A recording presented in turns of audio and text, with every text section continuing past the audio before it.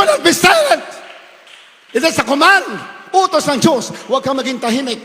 Sabihin mo, ang lilaw, ang liwanag, walang iba, ang ebanghelyo ng kaligtasan. Do not entertain the works of darkness, but rather expose them. Sabi ng Biblia, huwag mong i-entertain ang mga gawa ng kadiliman, but rather expose them. Pag sinabing expose, ilantad mo. Kaya sabi natin, mga pastor, araw-araw, pinag-meeting kami. Tuwing Mother's Day, hindi ko makalimutan ang mga gawa nila. Napakabait talaga sa amin. Although tinutuwid kami, madalas kami pinalalahanan, pero taos-puso na namin tinatanggap. Bakit? Nagiging maayos ang aming paglilingkod sa ating malapay. Talagang pangaralan, pag-rebukin kami, mula ulo hanggang paa. Talagang masasaktan ka. Kumbaga sa lingwahe ng mga kabataan, talagang babalatan ka. Pero, napakaganda. Napakasarap pakinggan. Bakit? May malasakit. May pagmamahal sa aming mga kalalo. Hindi sana kami nakarating sa ganitong pagkakataon. Kung kami nag-rebel, if we rebelled their teaching, hindi kami nakarating dito. Pero salamat, we humble ourselves and obey. Yan pala sekreto. Para samahan ka Diyos, magpalain ka, para kabagan, kahit paano gamitin ka, do not rebel against the teachings of the Word of God. But rather, humble yourself and follow. Sigurado yan, magpapalain ka pa, maging matuwid ka na, maging banal ka pa, ready ka pa sa pagbalik ng ating mahal na Panginoon. Do not rebel against the Word of God. Kaya ano sabi dyan? Mayroong pangalan na simple lang. Ang dami na member doon sa Bacolod. Simple lang. Sa mga kalsada, megapon lang ang gamit, ha? Magsisi na kayo. Lahat ng mga may bisyo, lahat mga ganito, mga talikuran na yan, mapapahama kayo. Ganun lang. Hindi mo kailangan magaling ka magsalita. Dahil ang kaya ng Diyos, hindi, wala sa salita. Nung totoo ka sa puso mo, totoo ka dito, totoo yung pagsunod, totoo ang paglilingkod. Hallelujah! Praise the Lord! Totoo. Walang halong pakunwari. Totoo. Ganyan ang hinahanap ng Diyos, minamahal. Hallelujah! Praise the Lord! Yeah? Dahil totoo tayo, mga choir members mo umawit. Kaya sabi naman ng pastor, bago kayo umawit din mama din ng araw, mga anak, magsisi muna kayo bago umawit. Kaya pag-awit, bumababa ang presensya ng Diyos. Bakit? Totoo! Ang pagsamba! Totoo! Dalisay ang puso. Wala sa pagalingan, kundi totoo. You're honest with God and honest to your brothers and sisters. Pag ganyan tayo, minamahal, lagi tayong pinagpapala ng ating mahal na Panginoon. Mga kapatid, ayan, 3:17 Pilipos. Mga kapatid, kayo'y mga kaisang tumulad sa akin. Ang sumulat po niya si Pablo. At tandaan ninyo ang mga nagsisilakad ng gayon ayon sa limbawang nakikita ninyo sa akin. At tuloy, 8. Sapagkat marami ang mga nagsilakad na siyang madalas na aking sinasabi sa inyo at ngayon sinasabi ko sa inyo na may pag-iyak na sila ang mga kaaway ng krus ni Kristo. Sino yon sinasabi ni Pablo? Mga Christians din. They were converted through the preaching of Paul, St. Paul, the apostle. Pero sabi ni Pablo, ngayon sila ay kaaway na ng krus ni Kristo. Bakit sila naging kaaway? 19. Na ang kanilang kahinatnan ay ang kapahamakan. Na ang kanilang Diyos ay ang tiyan. Ayan. Bakit sila naging kaaway ng krus ng ating mga Pinoy? Dahil ang kanilang Diyos daw ay tiyan. Tiyan. Baka sabi na iba, hindi na ako kakain para hindi ko maging Diyos ang aking tiyan. Hindi po yan ibig sabihin. Ibig sabihin, mas mahalaga yung mga bagay na material para sa sarili kaysa pagsunod sa kalooban ng Diyos. Yan ibig sabihin. At ang kanilang kapurihan ay nasa kanilang kahiyan na nag-iisip ng mga bagay na ukol sa lupa. Pag Kristiyano ka na, your mind is filled with the things of the Spirit. Mga bagay na spiritual. Di lahat ng bagay dito mawawala. All things that we see today are temporary. Lahat nakikita mo, pansamantala. Pero ang spiritual, hindi nawawala hanggang sa buhay na walang hanggan. Kaya focus on the things of the Spirit. Biro mo, ang iniisip nila mga bagay lamang na sa lupa. Pinagpala tayo, then namulat tayo sa katotohanan. Ano man ang kalagayan natin dito, may trials tayo, may pagsubok tayo, lagi tayo nasa isip natin, Diyos, ating mahal na Panginoon pa rin. Amen? Patutungan kayo na, beloved Brother Marcelo. Ayan, Brother Marcelo, saan ka? Nandiyan ka pa ba? Brother Marcelo, Gonzales, naalala ko yan, kasi alos kasabayan ko yun nung araw na same. Mga choir member kami nung araw, beloved Brother Marcelo. Yun. Ayan. Magkasama yata tayo sa tenor. Magkasama ba tayo sa tenor ng araw? Magkasama kami. Lakas mapuspos dito ng araw. Ng Holy Spirit. Minsan, nahawi ako mukha niya. Nahawi ako eh. Naalala ko pa eh. Naiyak na ako, bigla ko nahawi. Nawala eh. Naalala ko. Kasi katabi ko yan eh. Sa likod niya ako. Pagpuspos siya, pati yung likod ko na, tamaan eh. Yung luha ko, nandito lang, biglang umakyat eh. Hindi totoo yan. Kasama ko yan. Napakainit yan. Natutuwa ako dahil hanggang ngayon, nandito, kasama natin. Nakakalungkot pag mayroon kapatiran na nakita natin na wala, hindi na nakabalik. We are not happy when somebody falls to sin. Nahulog sa kasalanan. Hindi tayo maligaya. Malungkot tayo. Dahil kapatid natin yan eh. Palapahan natin, malapahan lang. Amen? Pakinggan ko ngayon patuto kanina. Grabe ang kahirapan na kayong dinaanan. Pero ako'y na-revive. Bakit? Hindi isa. Siya may nalamig, siya'y bumalik, nagpatuloy sa paglilingkod. Hallelujah. Hallelujah. Wala rin naman tayong pupuntahan. Salamat. Na-realize natin na wala tayong pupuntahan. Doon lang sa ating mahal na Panginoon.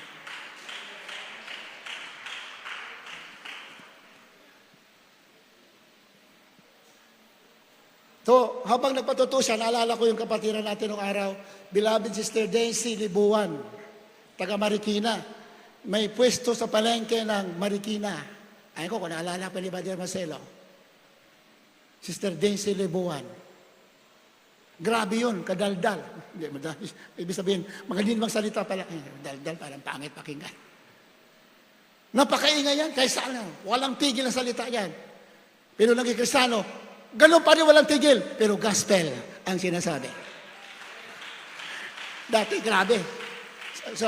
Sa panahon natin ngayon, grabe ka marites. Pero na-converte, grabe. Walang parang Armalite ang bibig. Puro salita ng Diyos. Pag sumakay yan, pag sumakay sa bus yan, hanggang sa makarating, walang tigil sa pag-share. Pati anak, nakalimutan, naiwan sa bus. Di totoo yan. Tawa natin, Mala Pastor, dahil mamadir eh. Mala Pastor, ang anak ko naiwan ko sa bus. Bakit anong ginagawa mo? Idumididi pa yun ah. Hindi sa kadami ko nasira, nakalimutan ko, kala ko wala akong dalang anak. Naiwan sa upuan, nakahiga. Pero salamat, iningatan ng ating mahal na Panginoon. Yan, Sir Daisy Libuan, Beloved Marcelo, naalala mo pa siguro yan. Habang nagtitinda ng manok sa palengke, grabe! Parang walang tigil sa pagsasalita. Puro word of God. Wala pa alas 12. Ubus na, alam kapitbahay niya, karating mga stall, tindahan, hindi pa nabawasan siya. Ubus na lahat. Talaga totoo ang Biblia. Pag inuna mo ang karya ng Diyos, anong pagpapala, idaragdag sa'yo. Amen ba? May foreigner dumating. What kind of chicken you are selling? Oh, what kind of chicken? Bakit nagtaka siguro yung foreigner? Bakit ilang piraso na tira? Ang dami-dami yung tinda ng kapitbahay. Nainganyo yung foreigner. Siguro magandang klase to. Bakit? Ang konti na tira, ang dami-dami dito. Ang tambak yung mga karatig tindahan niya. What kind of chicken you have? Sabi ni Master Lee Silubuan, my chicken are born-again chicken.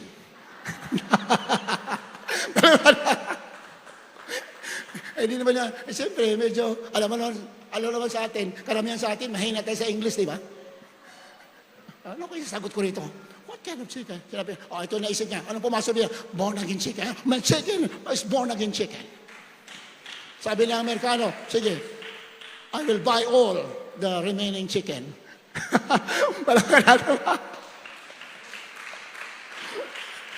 Alam mo, Kristiyano, maraming pag-uusig, maraming kabigatan ka, pero huwag mong didibin. Patuloy ka sa paglilingkod sa ating malapay. Inuusig yan? Asawa niya? Imposible makonvert ang asawa niya. Pinagbintangan na siya na mayroon siyang kasamang iba. Anong klaseng simbang mayroon kayo ginagawa dyan?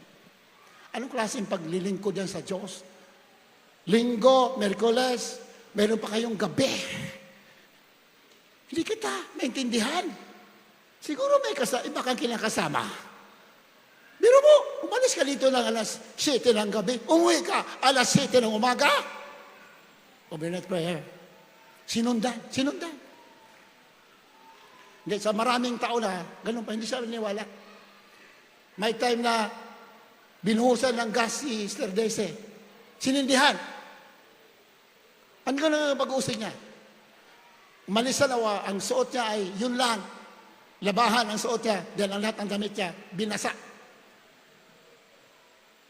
Hindi siya tumitigil, tuloy pa rin siya sa paglilingkod. Dapat matalo natin ang mga hadlang sa paglilingkod natin. Amen tayo na mahal? Dapat matalo natin. Huwag tayo matalo ng mga hadlang. Tayo ang magtagumpay laban sa hadlang. Hallelujah! Praise the Lord!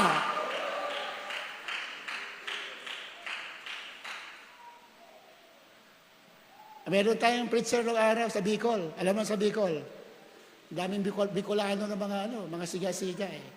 Mga Bicolano kasi mahilig mangursunada yan eh. Hindi naman lahat pero most of the Bicolanos mahilig mangursunada yan. Alam ko yan dahil marami ako nakilalang Bicolano. May gawain tayo. Habang nag-preach ang preacher natin ng araw sa Bicol, pinatigil siya. Binato. Umigil ka dyan! Pinagbabato. Sabi niya, Malapastor, nagtago ko sa pulpito, natakot ako eh. Tago to sa likod ng pulpito, nagtago siya. Nagsumbong sa Malapastor, umuwi dito. Malapastor, ayaw ko na kung pwede, huwag mo na kayo assign doon. Grabe, pinatigil ako, pinagbabato kami doon. Galit naman ang pastor. Anong klase ka? Di mo ba alam ng Diyos natin makapangyarihan at buhay? Dapat sumigaw ka na malakas, nagpuri ka. Hallelujah! Praise the Lord! Talsik ang mga demonyo na yan. Sigurado yan. Maninigasan. Hallelujah! Praise the Lord! Hallelujah! Praise the Lord! Ganyan ang paglilingkod. Lahat ng hadlang, kaya yan hawiin. Magpuri ka na malakas. Hallelujah! Praise the Lord!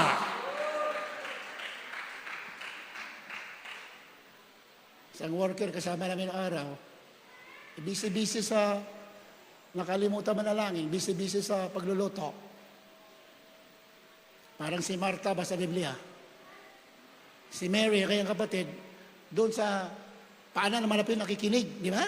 Dahil sa Bible. Ito si Martha naman, walang ginawa kundi magluto sa kusina. Maganda naman yun kasi may bisita sila. Ate Malapelo. Pinagalitan pa ang Malapelo ni Martha. Tignan mo, Malapelo pinagalitan pa. Inutusan pa. Malapelo, Sabihan mo nga yung kapatid ko, natulungan naman niya ako sa pagluluto. Sa pagpe-prepare, nandiyan sa Juan, kasulat. Pinagalit, inutusan mga Panginoon. Ito, sabihan mo nga. Naman na Panginoon, Marta, Marta. Masyado ka naabala sa mga bagay na pansamantala. Di mo ba alam na mas pinili ng kapatid mo si Mary ang bagay na mas mabuti na hindi maalis sa kanya? Amen? Mary has chosen the good things. Pinili niyang bagay na hindi naalis sa kanya. Hindi kinampihan si Mary. Hindi kinampihan si Martha, hindi kinampihan eh. Akala ni Martha ang malapino after ng pagkain. No. Maganda yan. Pero hindi siya after doon. After niya, mas una sa kanya, yung spiritual, matuto, yung mga taong lumalapit sa kanya. Hallelujah! Praise the Lord!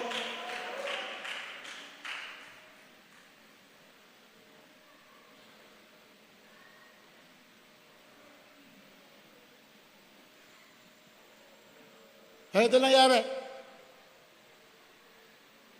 Today, sa libuan. Sinundan ang asawa niya. Sinundan, gabi. Nagduda ng asawa niya. Siguro may ibang kasama to. Bakit umalis ng alas 7 ng gabi, umuwi? Alas 7 ng umaga. Di lang overnight prayer. Nung araw, ang haba ng overnight prayer natin.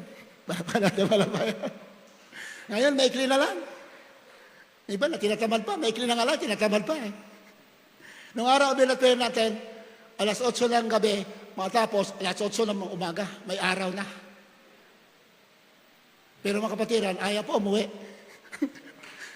May araw na ayaw po umuwi. Bakit? Damang-dama ang presensya ng ating malapay. Ang paglilingkod natin galing dito, damang-dama mo ang matamis na presensya ng ating malapay. Sigurado eh. Sa dami ng mga trials for how many years, pag-uusay ng asawa ni Sister Daisy Libuan, kahit kailan, hindi siya nagpatalo. Tuloy siya. Hallelujah! Praise the Lord!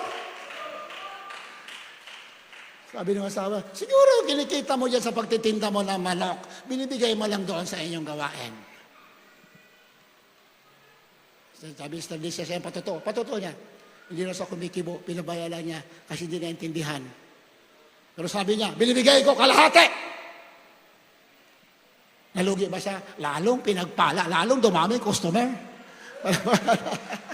Hallelujah! Praise the Lord! Yun na talaga lugi sa malapay noon. Paglaban mo ang tama, gawin mo ang kaluban ng Diyos.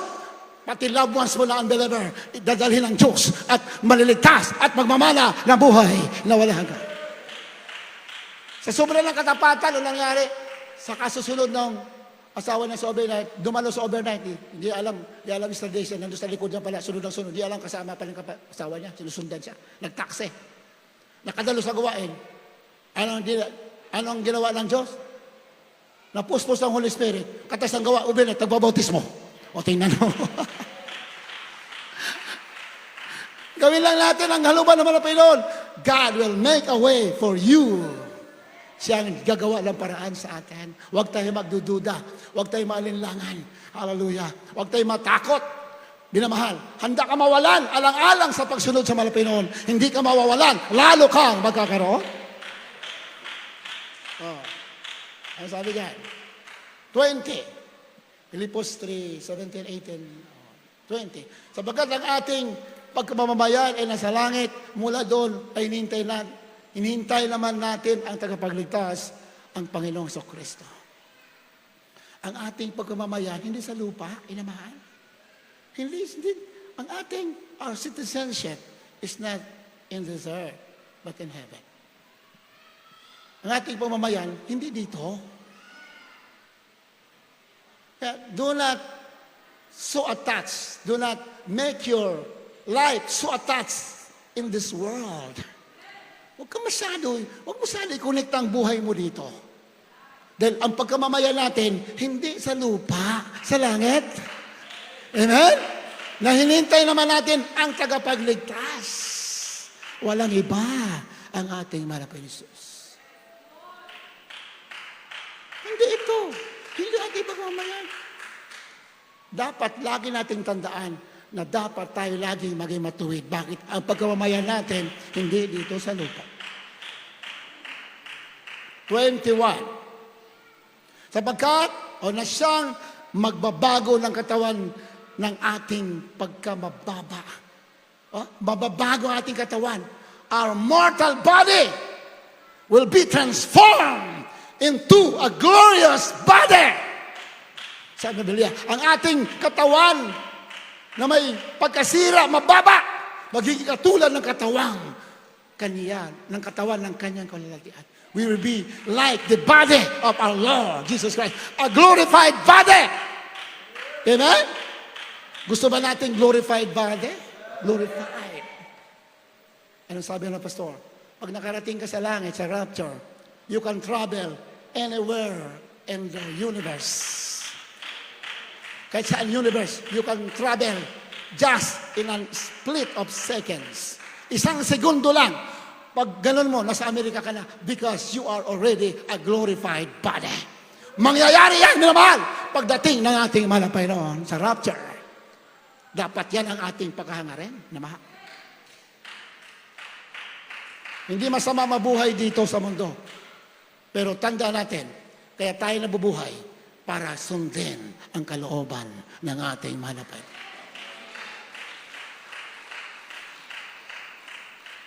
Upang maging katulad ng katawan ng kanyang kalalatian ayon sa paggawa na may pagpapasuko niya sa lahat ng mga bagay sa kanya. Ang katawan natin, katulad ng katawan ng ating mahal na Panginoon. Glorified body. Kaya dapat wala nakakahadlang sa atin, sa ating paglilingkod. Sa pagsunod sa kalooban ng Diyos, dapat walang nakakahadlang. You're ready to suffer? Sabi ni Pablo, I'm not only willing to be persecuted, sabi ni Pablo, I am willing to die for the gospel of Jesus Christ. Palapakan natin, mahal na Panginoon, hallelujah! Hindi lamang ako hantang mabilanggo.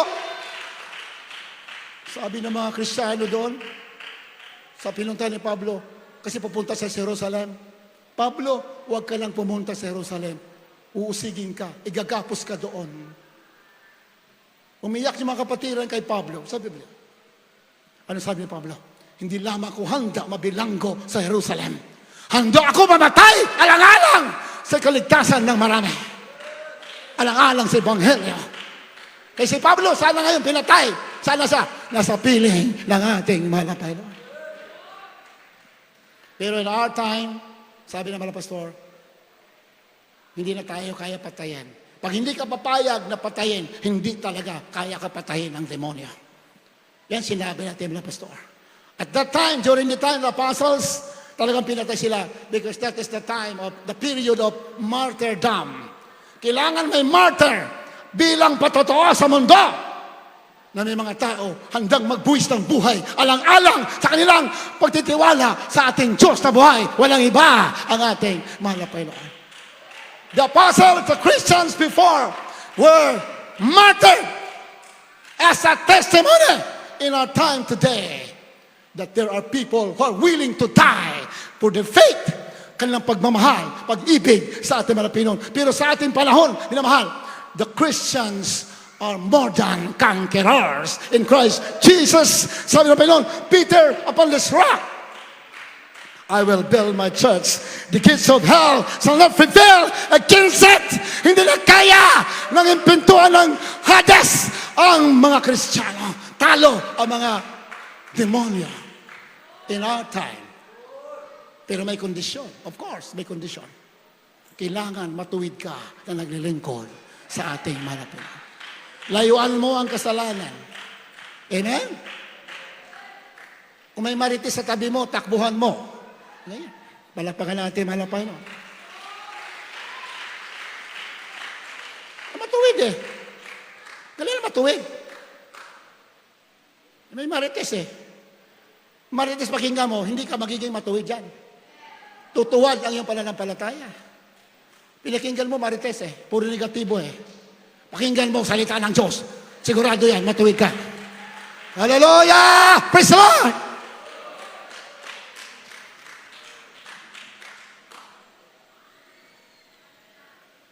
Lucas 17:33, hindi natin matatapos lahat. We have ilang remaining na talata. Tuloy natin next Sunday. Luke 17:33. Lucas 17:33. Sino mang nagsisikap ingatan ng kanyang buhay ay mawawalan nito. Datapwat ang sino mang wala ng kanyang buhay ay pag-iingat yaon. Sino mang nagsisikap ingatan ng kanyang buhay ay mawawalan nito. Diba? Mag-iingat tayo. Lalo tayong mawawalan. Takot tayo tumulong sa gawain. Takot tayo magkaloob. Baka mawalan tayo, lalo ka mawawalan. Hindi ako may sabi balang sulatan. Tatapot, ang sino mang mawalan ng kanyang buhay ay maingatan niya yaon. Maingatan handa ka mawalan. Ibig sabihin, handa ka magtiis. Di bali, usigin ka. Di bali, huwalayan ka. Di ba? Sister Lizzie Libuan, hiniwalay ang anak niya, asawa niya. Ilang bisis ang hiniwalayan. Umuwi din naman. Palapagan natin, palapag. Ilang beses humiwalay, umuwi din. Sabi Sister Lizzie, sana nga di ka na umuwi Hadlang ka lang sa akin Yan ang testimonya niya, alala ko lang. Humiwalay asawa niya, ilang buwan di umuwi. Punta sa pastoral, bala pastor, asawa ko di na umuwi. Sige, makayuno ka, Sister Lizzie. Ayuno siya, iyak siya naiyak. Pagbukas na ng Biblia, sabi naman ng Pinon, ako ang asawa mo. Malapagan natin, malapagan.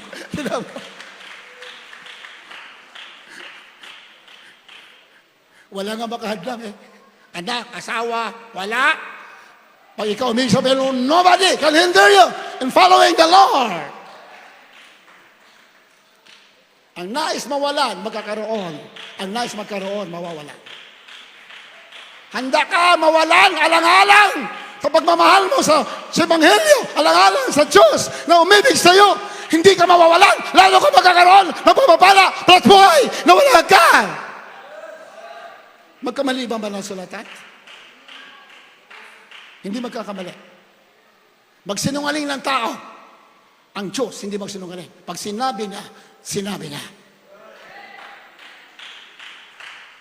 Nga lang, dapat handa ka humarap sa mga trials. Amen? Once you decide to follow the Lord, then trials will come to test your faith. Ipaintulot ang Diyos sa mga pagsubok para tingnan how genuine your commitment is, how genuine your faith, gaano katotoo ang iyong paglilingkod. Yan ang instrumento ng Diyos, susubukin ka. Pero pag hindi ka natinag, tuloy ka lang. Kahit bumagsak ka, nadapa ka, tuloy ka, bumangon ka. Sigurado, pagpapalain ka at magmamana ka pa ng buhay na wala ka. Diba sa praise the Lord?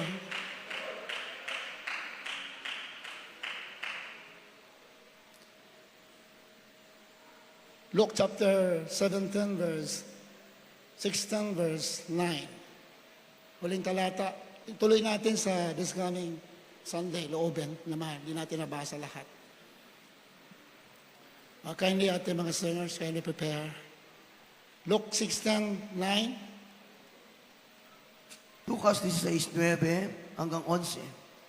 At sinabi ko sa inyo, makipagkaibigan kayo sa pamamagitan ng kayamanan ng kasamaan, upang kung kayo'y magkulang, ay kanilang tanggapin kayo sa mga walang hanggang tabernakulo. Ang magtapat sa kakaunti ay magtatapat din naman sa marami. Ang di matuwid sa kakaunti ay di rin naman matuwid sa marami. Kung kayo nga'y di naging magtapat sa masamang kayamanan, sino nga ang magkakatiwala sa inyo sa mga tunay na kayamanan? Palakpakan natin, malapela. Sinasabi ko sa inyo, sabi na Pinoy, makipagkaibigan kayo sa pamagitan ng kayamanan ng kasamaan. Babaya, maliwanag natin. Upang kung kayo'y magkulang, ay kanilang tanggapin kayo sa mga walang hanggang tabernakulo. Sa English. And I say unto you, make to yourselves friends of the mammon of unrighteousness, that when ye fail, they may receive you into everlasting habitations. Another translation, kasi yan po ay talinhaga, yan po ay parable, hindi po yan literal. Ang ibig sabihin niyan, use your worldly resources, use your worldly treasures to benefit others. Yan po ang meaning dyan. Para mapakinabangan ng iba, and make friends. Magkaroon ka ng mga kaibigan. Sabi sa ibang translation, then when your earthly possessions are gone, they welcome you to an eternal home. Everlasting habitation. Pag natapos ng buhay natin sa mundo, kung ginamit mo ang resources mo for the benefit of others, in other words, for the benefit of the salvation of others, palaban natin, malapay lang. Amen? When you use your resources for the benefit of the salvation of others, pagdating sa langit, pagpasok natin sa pintuan ng langit, maraming magpapalakpakan sa atin. Maraming mag-welcome. Many friends will welcome you, will welcome us. Pagpalain, salamat sa Panginoon. Dahil sa ginamit ka ng Diyos, nagkaloob ka, kami darating ng gospel. Kaya kami nandito ngayon sa piling ng ating malapit. Yan po ang meaning yan. Tanggapin sa walang hanggang tabernacle. Use your resources. Use some of your resources for the benefits of the salvation of others. Ang dami nating dapat gawin, napakadami. Kami dito, hindi matapos sa aming pagpupuri, ang aming pag-aaral ng Biblia, paano may palaganap ang gospel sa pangunan natin mga pastor. Kulang ang aming time sa araw-araw para sa pananalangin, para sa pagpe-prepare ng gospel. Kulang. Araw-araw may mga Bible study, mga hayo. Kulang ang aming time. Ayun ko iba, may time pa sila. Marami may time pa. May time pa magmarites yung iba. May time pa magmarites. Dapat wala ka ng time magmarites. Dahil ang pupuntahan yan, gulo. Yan ay gawa ng kaaway. Dito ka sa gospel ng ating malapit. Hallelujah! Praise the Lord! The gospel is the only solution of the problems of the world today. Our Lord Jesus Christ is coming very, very soon. Palapit ng palapit. Anong sabi ng Biblia? Pagtunog ng last trumpet, pagtunog ng huling trumpeta, ang ating katawan na nasisira, papalitan ng katawang walang pagkasira. Are the trumpets sounding, already sounding today? Ang mga trumpeta ba na sinasabi ng Biblia ay tumutunog na ba ngayon? And before that, kindly read last verse. 1 Corinthians chapter 15, verse 51 and 52. The trumpets, the last warning before the rapture is already sounding today. Kasalukuyang tumutunog na ang huling trumpeta. Nag-warning na. Pag sinabing trumpet, warning. Nangyayari na ngayon. Kindly read. Unang Korinto 15:51. Narito sinasaysay ko sa inyo ang isang hiwaga. Hindi tayong lahat ay mga tutulog, ngunit tayong lahat ay babaguhin. Sa isang sandali, sa isang isapata, sa huling pagtunog ng pakakak, sapagkat tutunog ang pakakak at ang mga patay ay mga bubuhay na maguli na walang kasiraan at tayo'y babaguhin. Amen. Blessed praise the Lord. Narito sinasaysay ko sa inyo ang isang hiwaga, isang misteryo. Isang hiwaga. Hindi tayo lahat ay mga tutulog. Ibig sabihin, hindi lahat tayo mamamatay. Hindi lahat. Ngunit tayong lahat ay babaguhin. Alam bakit babaguhin? Yung katawan natin na nagkakasakit, yung katawan natin na nanghihina, katawan natin na nasisira, papalitan ng katawan bago na walang pagkasira. Kailan mayayari yan? Sa isang sandali, sa isang kisapata, sa huling pagtunog ng pakakak. Sapagkat tutunog ang pakakak at ang mga patay ay mga bubuhay na maguli na walang kasiraan at tayo'y babaguhin. Sa sunod na linggo, pag-aralan natin, ano yung mga pakakak na tumutunog? The last trumpet or the last trumpets. Kasi marami siyang trumpet, but in general, they are the last warnings in our time. Marami siyang trumpet, pero sinabi yan, last trumpet. Kasi yung trumpet na yan, last na yon. Kabuuan ng huling trumpet. And kasalukuyang tumutunog yung mga trumpeta na yan. So pinagpala tayo. Pag huling trumpet, tumutunog na yan. 1, 2, 3, 4, 5, 6, 7. 7 trumpets. These are the last trumpets in the Word of God. The last warnings before the rapture will take place. Are these trumpets sounding? Definitely, these trumpets are already sounding in the world today. But many do not comprehend the meaning of the trumpets. Pero pinagpala ka dito sa pangangaral ng pastor, naintindihan natin, nandito na tayo sa mga trumpeta, tumutunog na. Kaya anak ng Diyos, ngayon na magpakainit ka sa mga unbeliever. Ngayon na magbago ka. Ngayon na ang kaligtasan. Hindi bukas. Now is the set time. Now is the day of salvation. Not tomorrow. Tomorrow might be too late. Baka huli na. Ngayon ka na magbago. Ngayon ka na magpakabalal. Ngayon ka na magmatuwid. Hindi bukas.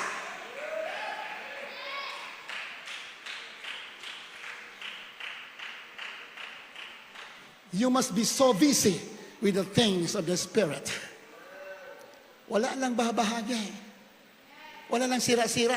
Habang sinisira mong iba, hindi mo alam, sinisira mong sarili mo. If you're destroying others, you are destroying yourself. Tigilan na yan. Tayo magpuri, magpamana, at maglingkod, magpuri, para pagbalik, kasama tayo sa buhay na walang ka. Iwaksi ang gawa ng kadilim. Habang tayo mahawit, puri hati malapay noon. Habang tayo mahawit, awit ito. Kay buti mo sa akin.